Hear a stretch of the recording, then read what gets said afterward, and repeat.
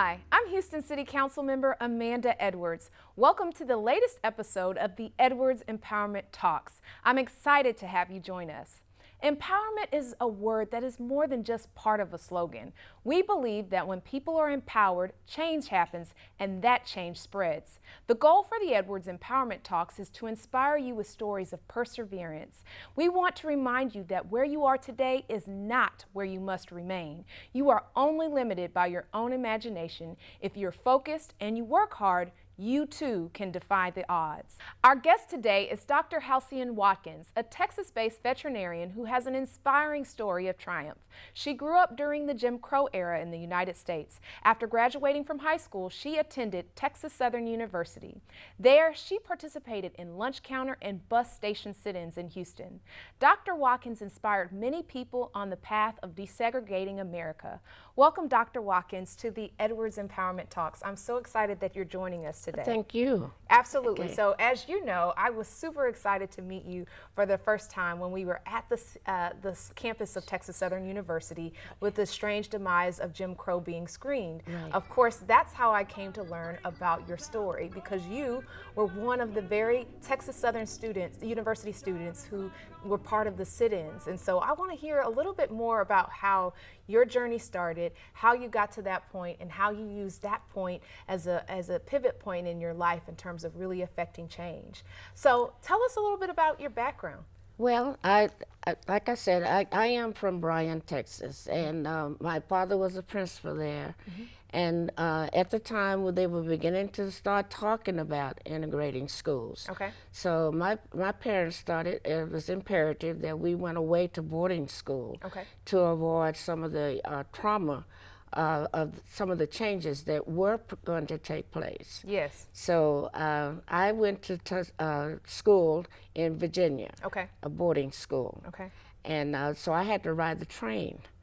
And that boarding school, it allowed black students to attend and white students, or tell me about that. It was a Catholic boarding school. Okay. And we had students from Chicago, New York, predominantly the East Coast. Okay. Okay, so I was in, also it was a culture shock coming from Texas. All right, how so? Okay. But it was sort of a culture shock, you know, but it was a change. That was the beginning to see that things are different. Right, so you kind of had a peek into the fact that you didn't have to be in the same situation that you were experiencing Jim Crow, because when you were growing up as a child, you couldn't go to the same bathrooms, you couldn't do a lot of things, right? That's right. Well, I remember one time we were going to St. Louis. Okay. And my dad was driving, and we had to use that green book. Tell us about the green book. Okay, well, at that time I didn't even know what it was, but I knew my dad had to wear, he had a Masonic ring, and he made sure that he had that ring on as we traveled. And we got to Arkansas, and we stopped at the University of Arkansas in Pine Bluff. Okay. And there, one of the teachers there was a friend of my dad, Anna Mason. Okay. So he took our car and got it serviced, got gasoline and everything, so that we wouldn't have to stop at a gas station. And so there was fear of even stopping for gas. Right. Yes. And because you know, my brother was only 4 at the time, and he wanted to use the restroom. And so my daddy said, well, we can't stop it, you know, you can't use it in the restroom. So that's why he contacted the professor at Pine Bluff, University of Arkansas in Pine Bluff. Well, this was just one of the experiences, and at that time, we were trying to figure out why we couldn't just stop anywhere. Because it didn't make sense, right? It didn't make sense, right. and even at that age. Yeah. And so this is one of the reasons that we were sent away to school, so that we could see that, yes, you're right, you do not have to suffer these inequities in you know, things that travel or whatever. So from an early age, your instincts told you that the segregation that you were encountering, a discrimination that was present, wasn't right. Yeah. And so you had that seed planted. Your parents, your father in that case, said, I want you to see something different. Yeah. So there's one thing about having a sense about something like that, and there's another thing about actually taking action. So tell me, how did you go from being a student away in boarding school to then becoming a Texas Southern University student? Well, when I got ready to graduate, my father, I said I wanted to go to a Catholic college. Okay. And my dad said, well, I think that you need to see and experience a public institution, because we had a very regiment type of living, in the boarding school. So he convinced me to go to Texas Southern. Okay. And also, it was an economic venture on his part. My sister was in nursing school out in Arizona. Okay. And my brother was getting ready to go to high school to St. Emma's Military Academy, the only academy for black young men. Okay. And this was a military academy. So my brother was getting ready to go that. So economically, it was a good feasible thing. You paying for 3 kids to be in Right. school, that's a lot going on at the same time. That's a lot. And Yes. so my dad said, why don't you try Texas Southern University? Okay. And I did. Okay. And I don't have any regrets from going there. So tell me, how did you go from becoming a student, going to the school for practical reasons, just to get your education, Yes. and then becoming one of the student participants in the sit-ins? That had to be a scary prospect for you. I mean, tell us how you got involved, who was leading the effort. I know the story of the background, but for those that might not know it, Okay. share a little bit about that. Well, what happened, we were a small university at that time. Enrollment was, and everyone kind of knew each other. And I remember we got the rumor that one of the law school students had gotten arrested, and he was very upset about it. And so then the word was getting around that we're going to have to do something about this, because when the real story got out, what really happened to him. And so we were very fortunate to have an administration like we did at that time. Dr. Samuel Neighborhood was the president, and he encouraged us to, and now I know that his brother was a very close friend to Thurgood Marshall. There you have it. So that's how we got the inspiration and the motivation, and he kept Dr. Neighborhood informed of what we could do and should do. So you had someone in the administration who seemed to be a support system, Right. And then you all felt like what had happened with the Texas Southern University law student, Thurgood Marshall law student, was not right. Let me hold that thought, and we'll come back, and I want to hear how you actually then made the leap. Again, there's a difference between thinking something's not right and risking your own safety and livelihood and future in order to stand up for change. So again, hold that thought. We'll be right back. All right.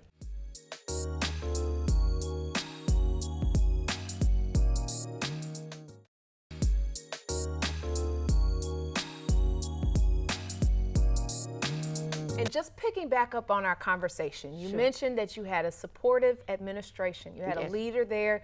You had a case of injustice that you all became familiar with as students. But as I mentioned, there is a difference between thinking something's not right. We all have opinions about things being unjust or not right, but there's a difference between having that opinion and then actually being a part of a movement to make change happen. So tell me what you were thinking when you said you were going to sign up or participate in these sit-ins. What happened, we recognized that the students in North Carolina, it was in Time magazine, and it was publicized. And so we recognized that, hey, this is our time. And then we had some students that had transferred from Fisk University to Texas Southern University. And they were telling us about the things that were going on in Tennessee involving the Fisk University students. Yes. So, you know, and then Dr. Napier was continuously telling us that this is your time. This is You had to believe it was your time to make You had change to happen. believe that. And then you start thinking about, well, you know, I'm here majoring in biology, but I only have to think that I can be a medical doctor or a dentist, you know, with a biology degree and a pre-med, more or less. And there's so many other avenues that we had. Now, we did have a pharmacy school on the campus. That's right. And then, but our pharmacy students, that you know, their future was just to work at Walgreens, Eckerd's, you know, one of the drugstores. So, and then not to be an entrepreneur and have their own pharmacy. So we began to, and then, like I said, we were like a family at Texas Southern, and we began to interact among ourselves and say, hey, it's our time. We need to come on board. Yeah. And I remember when the first sit-in, when we were getting ready to go to Wine Gardens, and we were standing under the flagpole, and there had students passing. There were just a few of us lined up there. And they were saying, what are y'all doing? And we said, come on, join us. We're going down, we're going to start a sit-in. Were you scared? Somewhat. My Your biggest, dad was sending you to that school to get your education, and that was my biggest fear. Doing these sit-ins. That my biggest fear was my father was going to say, what are you doing? Yes. You know the struggle that we're having to educate you guys. Yeah. And what we are sacrificing for you to get an education. And so why are you throwing it away? Yeah. And it's so, you know, and what are you going to do? So that was my biggest fear, what my dad was going to say. But what made you push through that fear? The fact that I knew that I could do this. And I thought you could make the difference. Right. And I thought about how I rode the train alone to St. Louis, then catch a train from St. Louis to Cleveland or Cincinnati, Ohio, change trains. And I could do all of this and make the decision, you know, and then read all of the monitors to know which track to go to or whatever. So I knew that I could do this. And I knew that and I could be a part of this. And you knew that this was bigger than just you. That's right. And so being a part of something collective sometimes gives us courage, It right? did. It Yes. did. And And so- then Eldruin Stearns was our leader. I would call him a He leader. was a student at Texas Southern University, the law school, Thurgood Marshall Law School. Right. And Eldruin was my motivation. Excellent. Because this was a guy who was risking his whole career. And it did demise him. Yeah. It did. But seeing someone else willing to take the risk Right. can help you It did. confront your fears about And the that risk. was, everybody was saying, we're doing this. First we said, we're going to do this for Eldruin. We're going to, you know, and then we start saying, we're going to do this so that things will be better. Yes. We So can make it a grew. difference. And it grew. Yes. But we had students that would come by and say, why are you guys doing that? Yeah. You know, and then we had good faculty. Okay. The faculty was on board. Excellent. And we didn't have teachers saying that, okay, you're going to flunk my class, because we had teachers saying, okay, don't miss class. So when it's one thing I think you're really picking up on, sometimes there are unsung heroes that are helping to facilitate activities. There's sometimes people are at front, but there are lots of players who enable you to make that difference. Very so much having so. those supports always helps. So okay, let me ask this. Let's go to Wine Gardens really quickly. So Wine Gardens is the setting for the first sit-in of many. It was, yes. And that was a grocery mart. People come in, get lunch, those Yes. kinds of things, pharmacy, that kind of stuff. So did anybody do anything physical to you? Was there some physical threat? Yeah, well, we got arrest? to the door. Yeah. We got to the door, and Eldrin said, let's let the girls go in first and sit down, and then we're going to stand behind them. Okay. Okay. At the lunch counter. At the lunch counter. So the girls were going sitting in, and when I sat down, there was a white guy sitting there with a cigarette and a cup of coffee. Okay. and he spilled the coffee over towards me, took the cigarette and drowned it out in his cup. And then I just looked. I just sat there. And then the waiter, the guy at the counter, he came up and he was going to wipe that up. Yeah. And he said, "Don't wipe that up. Let that Yeah. let that N-word do it." Okay. And so I stood there. I still kept my composure. And I had never been called that, and I had been exposed to better, respect. Yes. But I sat there and I just looked ahead and I said, I'm going to do this, Yeah. regardless of what this guy is about. That's right. And so staying motivated is one of the other things that I want to touch upon. You had coffee spilled on you, names called, and this is just a long journey of many things that you had to endure as Yes. a student activist. How did you not lose your motivation? How did you not give up? How did you not say, this is too hard, or I don't have time for this, I'm going to get back to life as usual as a regular student? I tell you what happened. Like I told you, we had good support. And then we had the other students that were in other institutions, and they were being publicized. It was always on the news or something about what was going on in North Carolina, what was going on at Fisk, other institutions. Now, we did have indications that some institutions were denying their students to participate. And Prairie View was right down the road, and they were told they couldn't come to Houston, their students. And so that even gave us more courage to do this. And we had some faculty from Prairie View whose kids were going to Texas Southern. And they were like, my dad said, I better not be seen, with you guys, or that kind of thing. But we just stuck it out. Well, Dr. Watkins, I don't want to cut you off, but we have to take one more break. Okay. But when I come back, I just want to close it out by asking you the question of how you would encourage others to be active and be vigilant. And we'll finish up the story of how Houston desegregated, of course, which is a very interesting story. So hold that thought. We'll be right back. All right.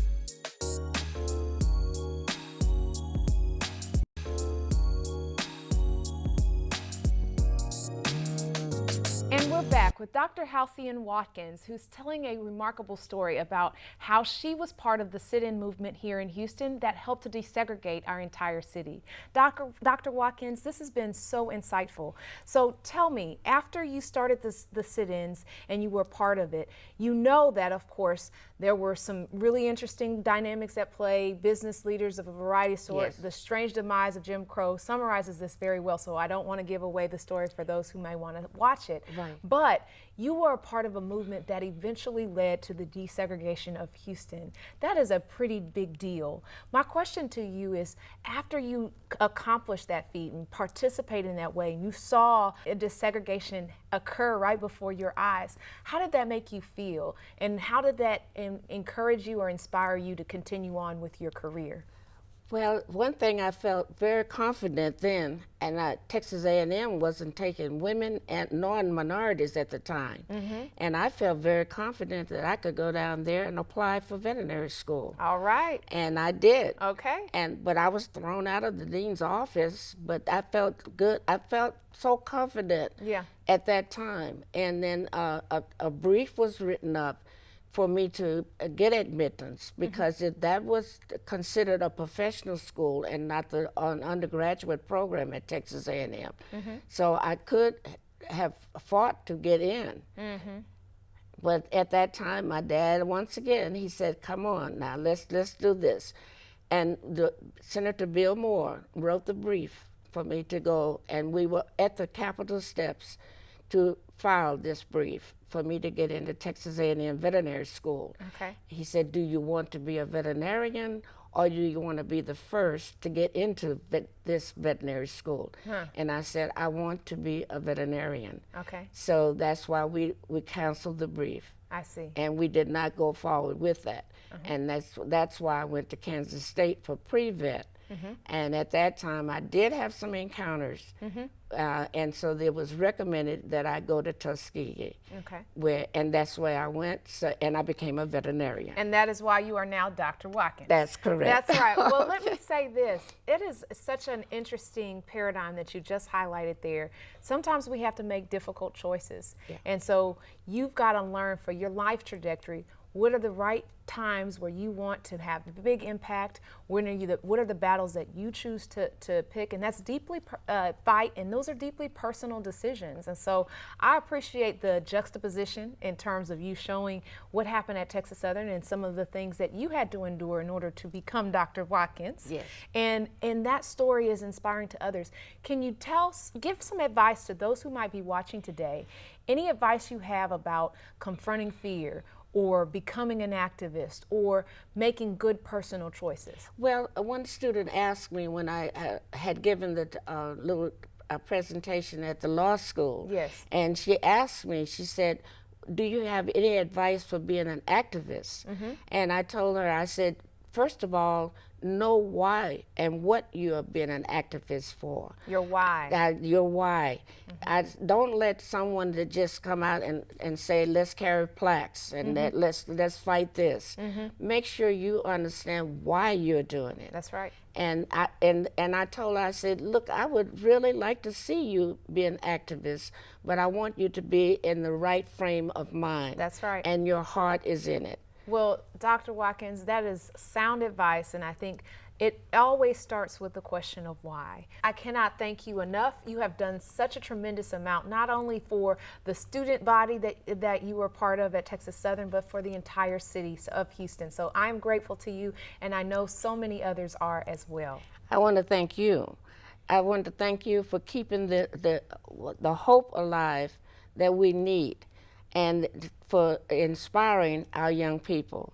And thank you for letting me tell this story. And it's a lot more to this story. We're going to have to do a part 2. Yeah, we'll have to do a part 2, for sure. Absolutely. Okay, but thank you so very much for giving me the opportunity to share with my feelings and what I've been through. Well, that wraps up the latest episode of the Edwards Empowerment Talks. I hope that you're feeling empowered, ready to take hold of the life you're destined to lead so that you can be the solution for your own life as well as for your family and community. A special thank you goes out to Dr. Halcyon Watkins again for joining us today. Stay tuned for more information on our next episode of the Edwards Empowerment Talks.